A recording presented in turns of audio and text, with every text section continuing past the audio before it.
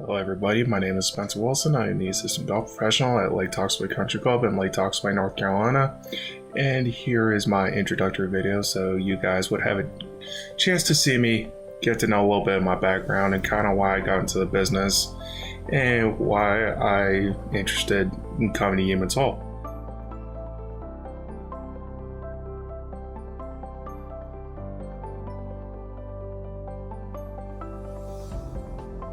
So just a little bit of a background about myself. I grew up just west of Baltimore in Maryland. Grew up playing golf at a very young age. When Cattail decided, 15 years ago to become a family-oriented club, Spence was what it was about. He was up here every day. Spence exemplified what junior golf was here at Cattail. The golf committee voted the other night to name our junior championship trophy the Spence Cup. Pretty cool. I was lucky enough to grow up in a country club from about 10 or 11 years old, and it's where I spent most of my time as a youth, as a teenager, and really kind of took off and began to take golf very seriously. Our match starts like this, basically, as I roll it around, address my ball, decide I'm going to roll it around again, get a little better lie as I get ready to hit, and Spence says, you move your ball. And I said, well, we're playing rules. And he said, well, you've already addressed it. He said, that's a penalty. And I said, Spence, you want to call a penalty on me for that? And he said, yeah. So I thought he was probably technically right. So we moved along, and I lose the match. And as we get done, we take our hats off, and I tell Spence congratulations and good playing. And usually your competitor at this point will say, nice being with you, or it was fun. Well, Spence looks me right in the eye and said, Mr. James, you kind of just beat yourself today. I played competitively all the way up and through high school. Then once I realized I wasn't going to play collegiately or anything like that, I decided, you know what, why don't we go into the business? I enjoyed the country club atmosphere so much, with all the great relationship from the professionals that I got to meet before I got into the business, that I wanted to pass those experiences on, hopefully, to when I get into the business, to those people who may have been in my shoes from when I was a very young age. We love Spencer since he taught us so much about golf, and we always look for him at the club. Like the day I walked up to the range and in his plaid short striped shirt, beard, all over the place, hair. He looked like he was in a Geico commercial, right? Like, Spencer, what's going on here? So I used it as an opportunity to give him some advice. And I said, Spencer, let's you and I go see the barber. He did. He took my advice. Saw him several days later, mohawk.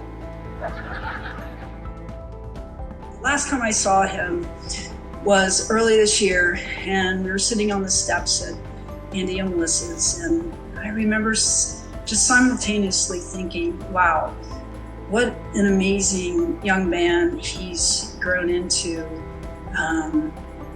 but that he would always be hot lava to me. Obviously, Spence touched a lot of people. There's a lot of people here.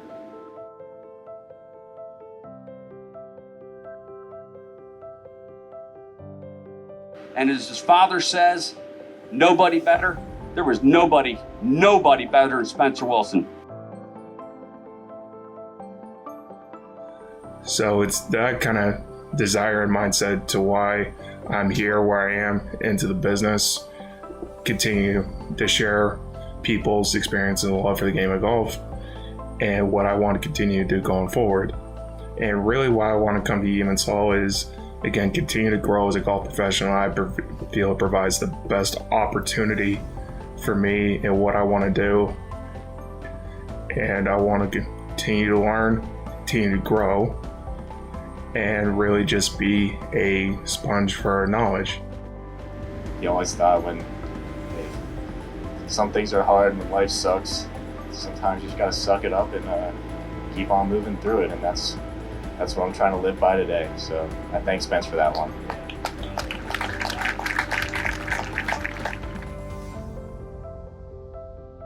he was here from 7 years old. And when he got to 10 and he got basically certified to be out here, oh my God, how many times he was up and down the range, walking up to people. Byron Hardy told me the story. Here's Byron, who's I think in his 70s now, so he was probably 60 when Spencer came up to him and he said, Spence is 10. Spence is like, hey, you mind if I hit your clubs?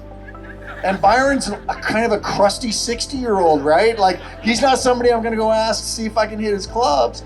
And then Byron looks at him and he's like, we're both left-handers. He goes, hey, yeah, go ahead. So it's Spence just loved everybody and had no problem having that communication aspect, right? And so he'd be up and down the range and there's other people he'd talk to and he's like, I see me hit some drivers. And just the stories I heard, and I had two of my favorite friends in the world who were second and third dads to Spence, okay? But number 4 dad, number 5 dad, number 6 dad, number 2nd mom. He had 100+ parents at Cattail Creek. He really did.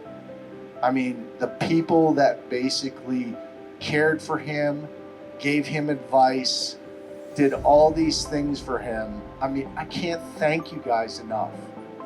The Cattail community here has been overwhelming to us, Just a great kid who we love beyond belief. My daughter's over there with John, and we're gonna basically make sure Spence is part of Cattail for the rest of the time.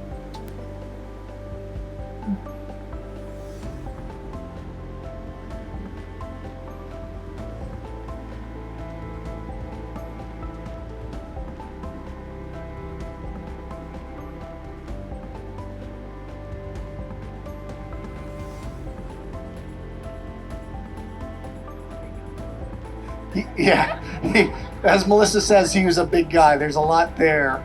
So, sorry about that. Shake harder, baby.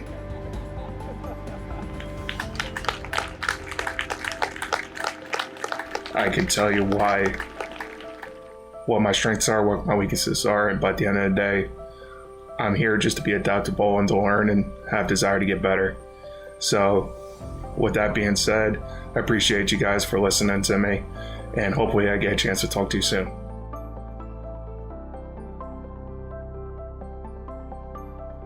It's hard to forget someone who gave you so much to remember.